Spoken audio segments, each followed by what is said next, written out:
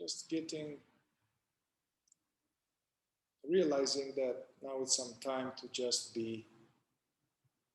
Everything else, any pursuits, mental or external pursuits, can wait.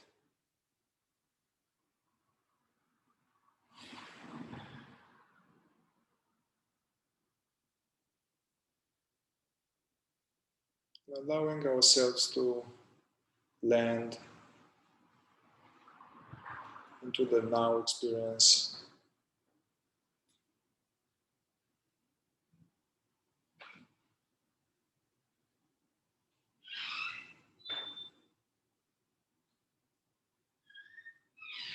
You can start with noticing the process of breathing, noticing how the body breathes naturally.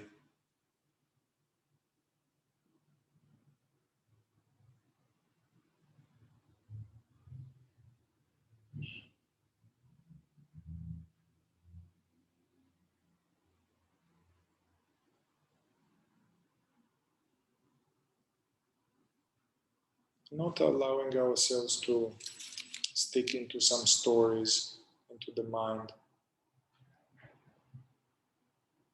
Simply watching suggestions of the mind if they occur.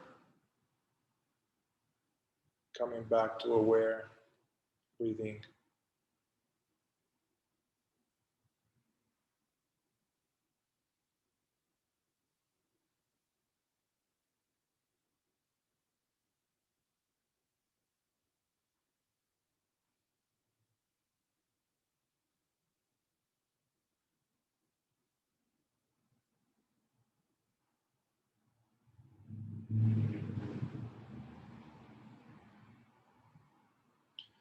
And simply just being present to the facts of our experience.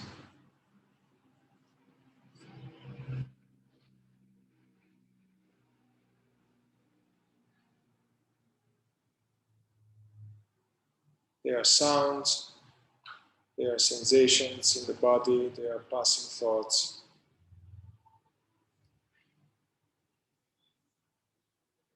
Yeah, we can stop focusing into the breath and we can observe the totality of the landscape.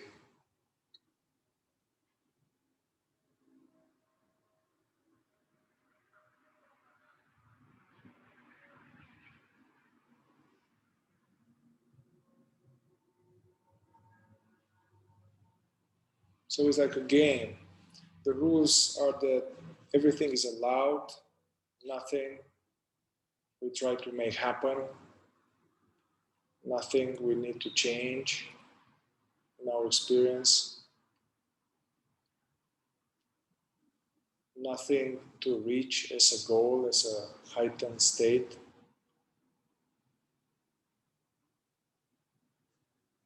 The only thing is to watch for this tendency to fall asleep, being lost in the mind. So the only little caveat is to watch thoughts as opposed to sticking and being carried away elsewhere. So just this present moment.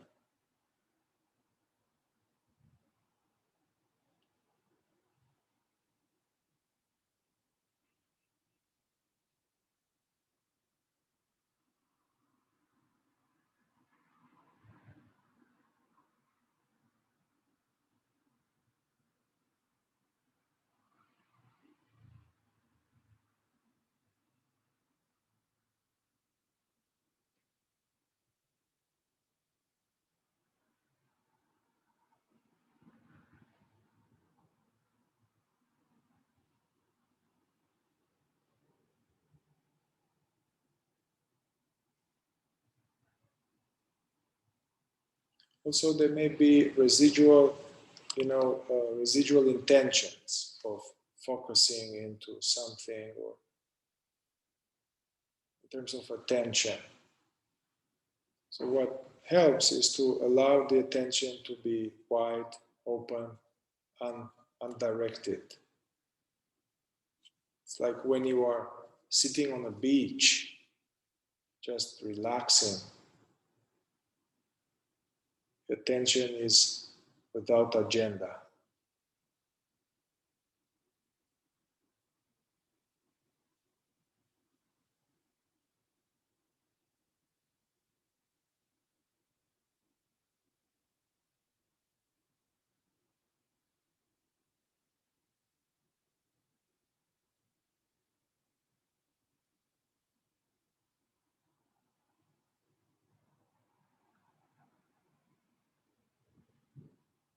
Meditating not just with the head, but with the body and the whole world.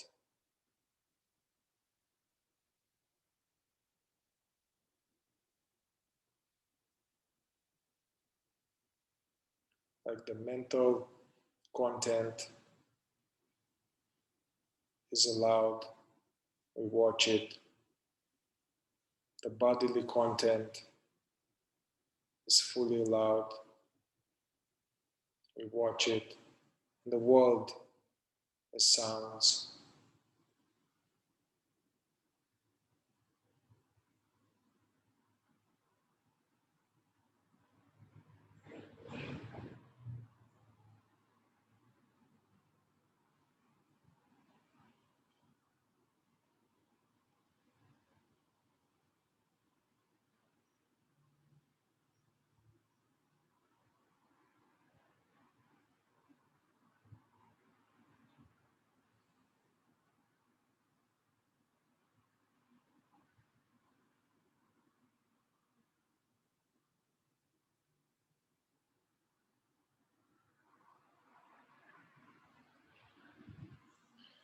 And now be less interested in these perceptions, these objects that appear to us. Become more curious, interested in that which is aware. Whatever that is hearing or sensing,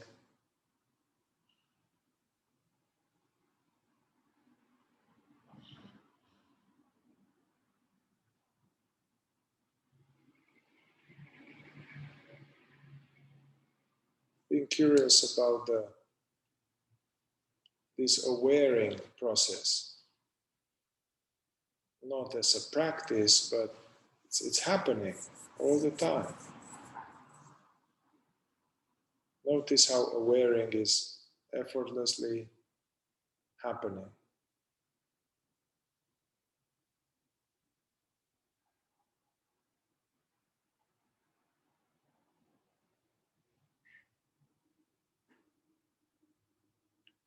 It's not volitional.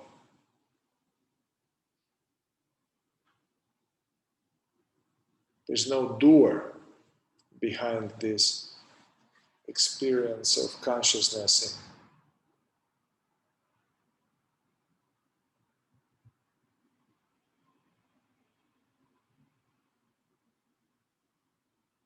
We may think there is a doer,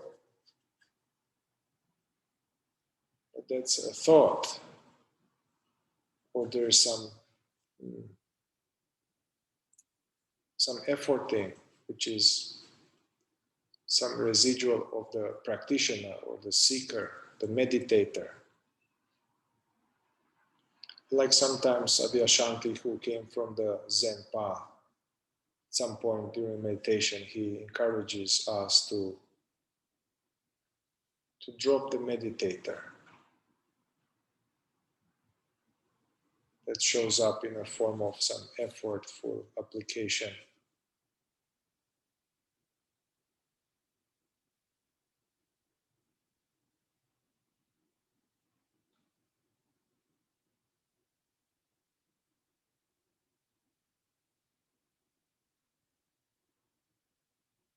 Notice that we are, something is. Notice the sense of being. Not like I am, me, Mihai, me, your name, but the emness.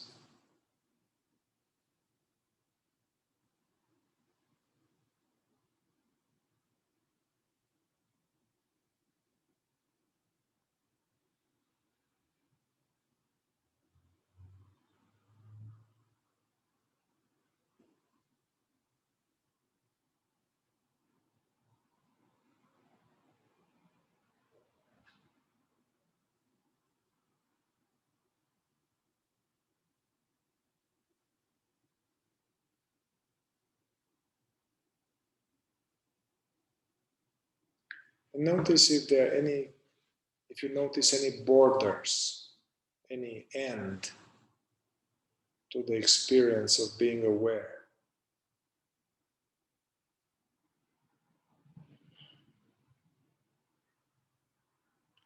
Checking the borderlessness.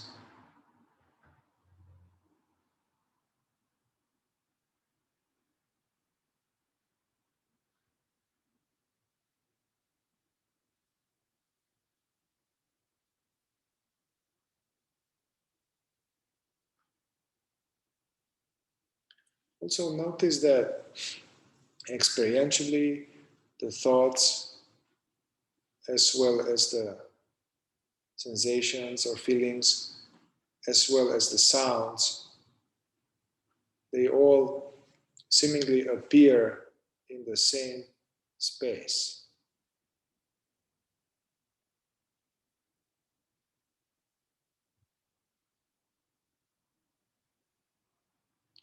I know that theoretically the sounds are out there on the street, theoretically, conceptually, but experientially, the sound appears in us. The sound appear in this aware reality.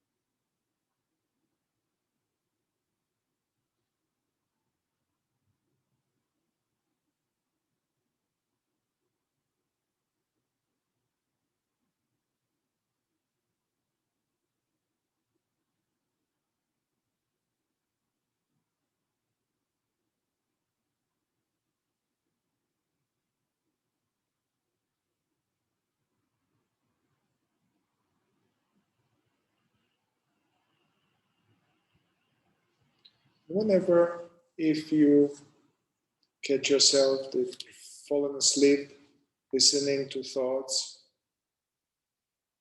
you can right then and there unstick, come back to the experience of simply being.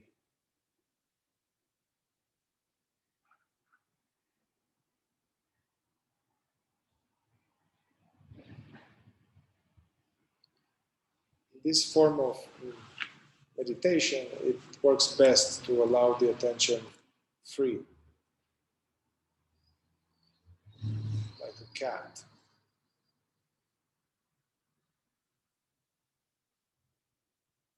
Open, wide. This way we can notice that this welcoming, aware background,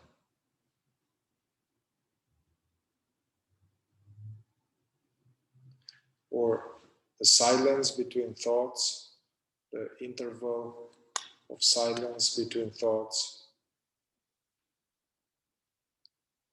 It's not an interval, it's actually what we are. In between thoughts is the pure experience of being.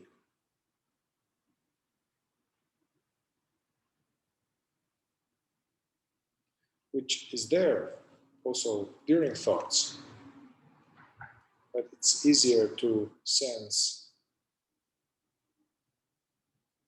this sense of easiness when the mind is quieter, the body is more at peace.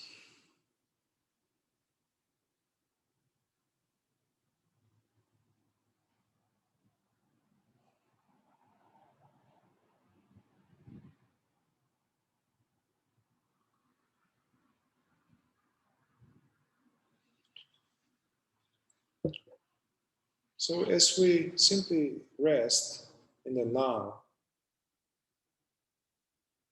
ask yourself if there's anything missing right now. Is there anything missing?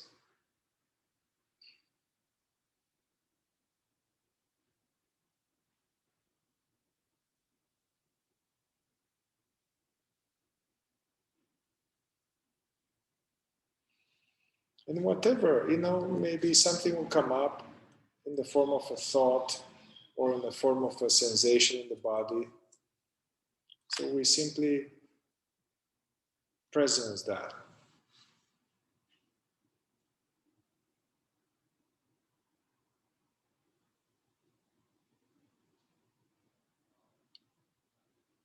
And if such thing come, we can ask the question, well, okay, to whom? To whom something is missing?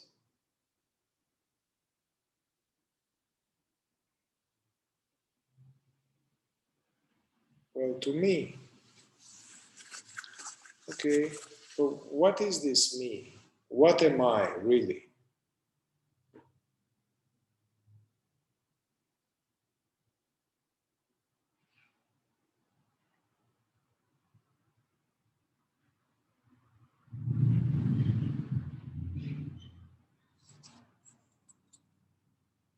Another question we can drop into this space of now, here, now space is notice if there's anything that is any problem right now.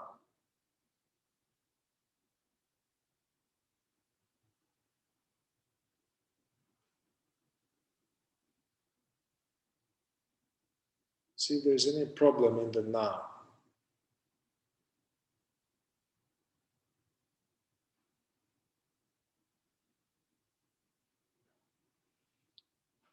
Yeah, usually problems are either in the past or into the future as we go into the mind realm.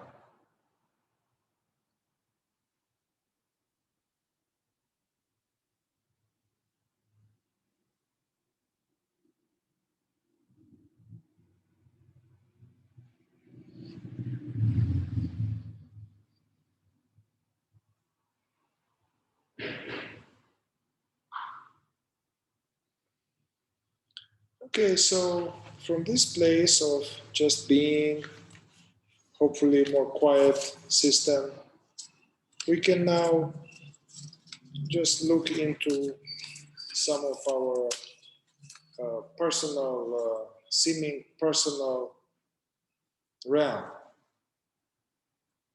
the realm of the one that has our name. So there will be some prompts or some question, and our job is to simply hear the question and notice whatever comes up, which will be the mind will come up with something. But we are really interested in it, without arguing, without debating, just watching from what we are, from this aware silence.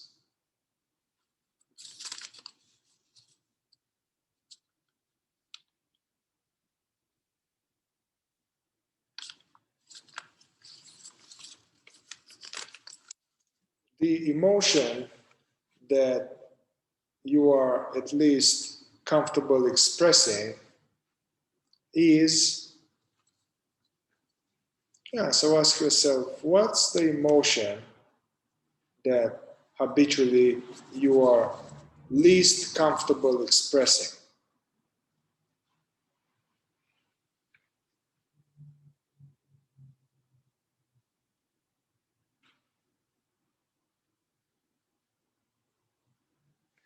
Just see what comes up. Something may come up in your mind, and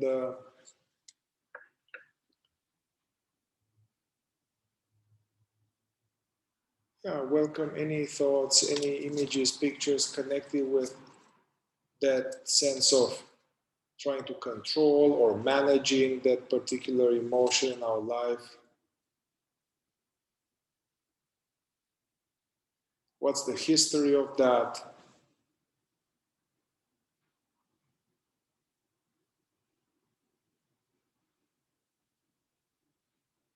Was anybody modeling or, yeah, not expressing that feeling, or is it connected to some reaction? Maybe we saw someone expressing that feeling when we were kids and we made a vow not to be like that, or were we explicitly instructed by someone in our childhood to do that?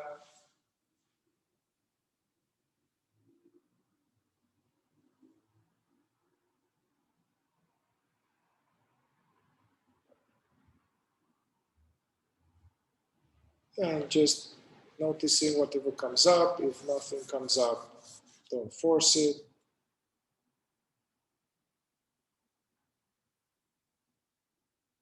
Coming back to the sense of aware spaciousness.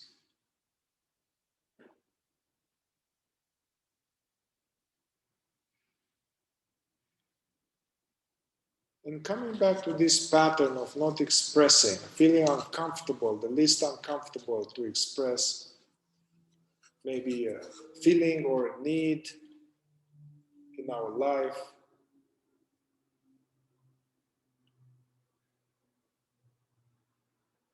What's the utility? What's the utility behind doing that? Holding that back? What are we getting? Seemingly getting?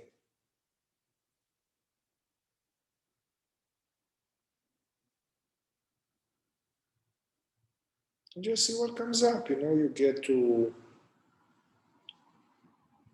whatever it is, to avoid conflict or get to be perceived in a certain way, or to just seeing whatever comes up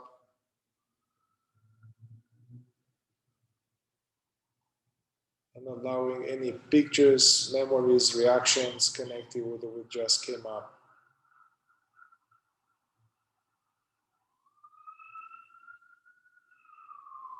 Just staying totally present.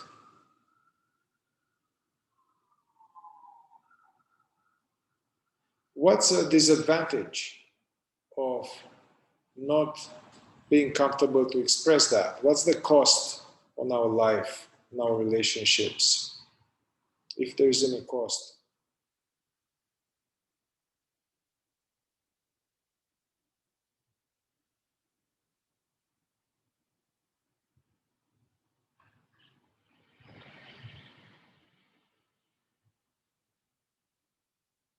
And welcome any reactions connected with what anything may come up in the body.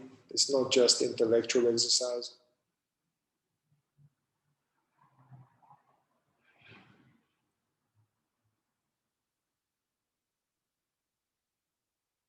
And see another thing. What's another utility? What is another seeming payoff of not expressing certain particular type of feeling or need, or not expressing particular type of truth, inner truth of our experience? What other seeming advantage?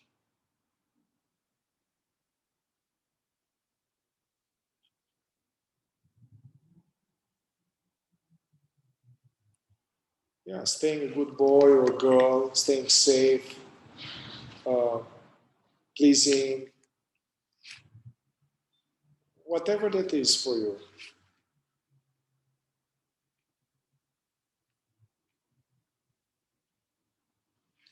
And allow any new reaction, thoughts, and welcoming them.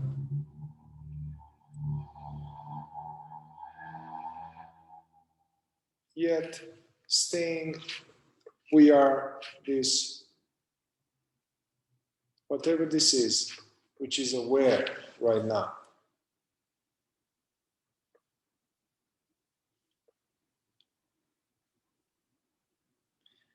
And ask yourself now about the same pattern of withholding or not being comfortable to express something, or to be vulnerable, or to be real, or anything like that. What's the belief? What's the message that the little us, the little you learned early on? What's the message? The belief about oneself or the world driving this pattern of not expressing.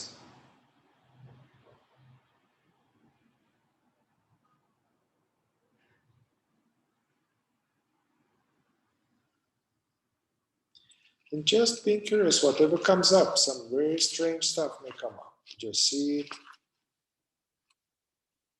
Just see it, this very subconscious thought, see it floating.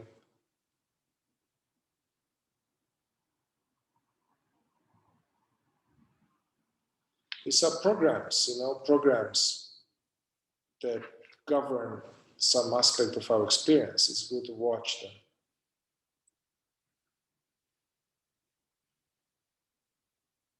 It might not even, surely it's not even yours, it's probably inherited. So,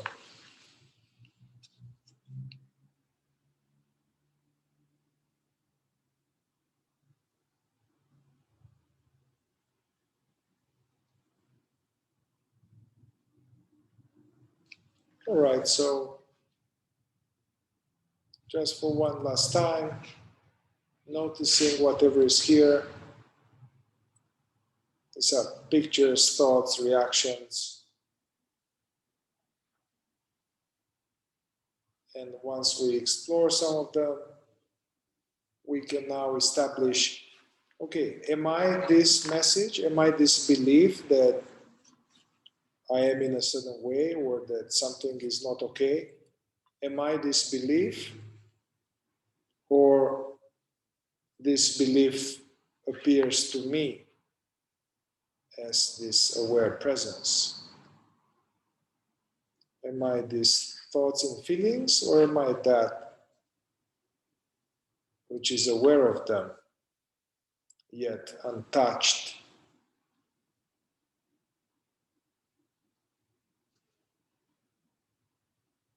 So at this point, we can divorce them. We can simply let them be and come back to our true home, this awareing, knowing mystery. And opening attention just for the last minute, doing nothing, just resting in the now.